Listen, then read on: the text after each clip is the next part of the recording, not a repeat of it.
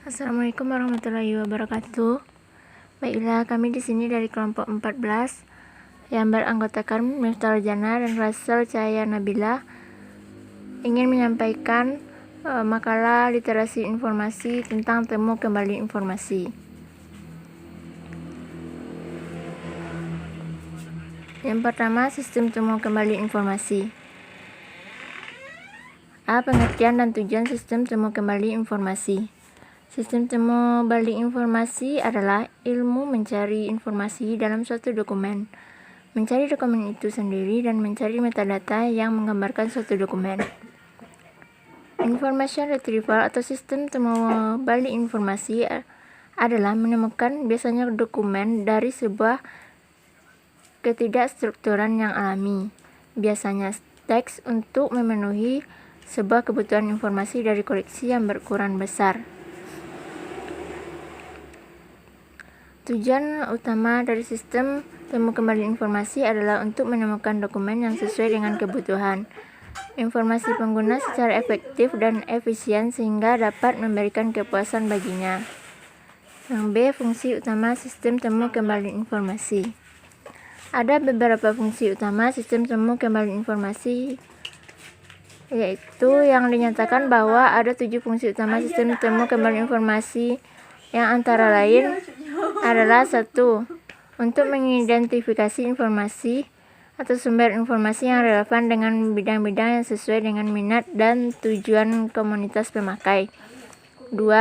Untuk menganalisis isi dari sumber informasi atau dokumen. 3. Untuk mempresentasikan isi dan sumber informasi yang telah dianalisis dengan cara yang sesuai untuk kemudian menyesuaikannya dengan permintaan pemakai. 4.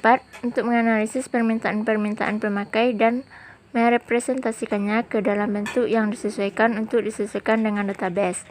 5. Untuk menyesuaikan pernyataan penelusuran dengan database. 6. Untuk menemukan informasi yang relevan. 7. Untuk membuat penyesuaian kebutuhan pada dasar sistem arus balik dari pemakai. Yang C. Proses temu kembali informasi dari sisi pemustaka. Pemustaka biasanya akan mencari informasi pada topik yang umum terlebih dahulu, kemudian ke topik yang lebih spesifik, yang lama-kelamaan menggeser kepercayaan diri mereka pada pengetahuan baru yang akan menimbulkan proses kekosongan kembali pada hal yang baru seperti mereka dapati kepastiannya. Proses pencarian informasi menurut Gohtau diuraikan dalam 6 tahapan, yaitu mulai dari inisiasi, seleksi, eksplorasi, formulasi, koleksi, hingga presentasi. Yang D. Proses temu kembali dari sudut pandang pustakawan. Dalam praktek sebuah perpustakaan, pustakawan adalah minoritas yang memegang kekuasaan untuk membuat aturan bagi pemustaka. Gagasan mengenai peraturan perpustakaan, cara menelusuri informasi, batas waktu peminjaman buku, denda buku yang harus dibayar adalah contoh dari pemaksaan gagasan yang dilakukan oleh pustakawan untuk dilakukan dan dituruti oleh pemustaka.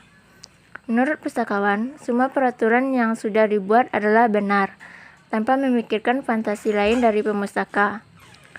Berbagai gagasan yang dibuat oleh pustakawan merupakan cara untuk memudahkan pemustaka dalam menelusur dan menemukan kembali informasi yang harus dikomunikasi melalui bahasa yang mudah dan pendekatan yang baik kepada pemustaka.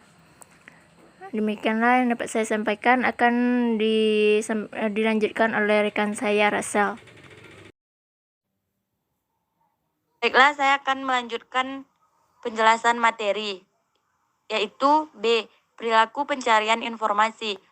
A. Pengertian perilaku pencarian informasi. Perilaku dalam arti sederhana dapat berarti sebagai suatu perbuatan yang dilakukan oleh individu. Perilaku informasi menurut Wilson 1999 adalah kegiatan seseorang yang mengikutsertakan dirinya dalam mengidentifikasi kebutuhan informasi dia sendiri, mencari beberapa informasi dalam berbagai cara, dan menggunakan atau memindahkan informasi tersebut.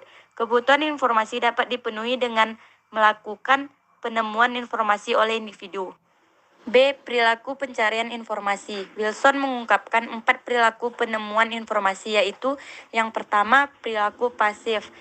di mana perilaku ini tidak bermaksud untuk mencari informasi seperti mendengarkan radio atau menonton program televisi. Misalnya secara tidak sengaja mahasiswa baru menonton televisi yang memberikan informasi mengenai kegiatan akademis atau perkuliahan. Yang kedua, pencarian aktif merupakan jenis pencarian yang dimana seorang individu secara aktif mencari informasi. Misalnya mahasiswa baru mencari informasi akademis dengan berkonsultasi dengan dosen, wali, atau pihak akademis secara langsung di kampus. Yang ketiga, pencarian pasif merupakan suatu perilaku pencarian informasi yang kebetulan relevan dengan kebutuhan individu. Misalnya dosen atau pihak akademik memberikan informasi relevan mengenai jurusan ataupun sistem perkuliahan dan dengan informasi tersebut tanpa sengaja telah memenuhi kebutuhan informasi mahasiswa. Yang keempat, pencarian berlanjut. Penemuan terus-menerus merupakan pencarian informasi yang dilakukan individu secara terus-menerus ketika kebutuhannya belum terpenuhi, dan pencarian aktif menjadi kerangka dasar gagasan, keyakinan, nilai, dan sejenisnya dalam menentukan informasi serta memperbarui atau memperluas kerangka kerja seseorang. Misalnya, mahasiswa baru mencari informasi selain pada dosen atau pihak akademis, tetapi pada teman, browsing di internet, mencari buku, atau membaca buku ketika informasi yang dicari belum terpenuhi. C. Model perilaku pencarian informasi. Menurut Wilson, setiap analisis literatur perilaku mencari informasi harus didasarkan pada beberapa model, umumnya yang dapat disebut perilaku informasi yang mencari informasi. Wilson memperkenalkan 6 kelompok kegiatan dalam perilaku pencarian informasi. 6 kelompok kegiatan pencarian informasi itu adalah: A. Starting, merupakan kegiatan yang dilakukan pengguna informasi pertama kali atau memulai menemukan informasi. B. Chaining, merupakan tahap kedua dari kegiatan pencarian informasi. C. Browsing, dalam tahap ini pengguna informasi melakukan pencarian informasi semi terarah atau terstruktur yang mengarah kepada informasi yang dibutuhkan. D.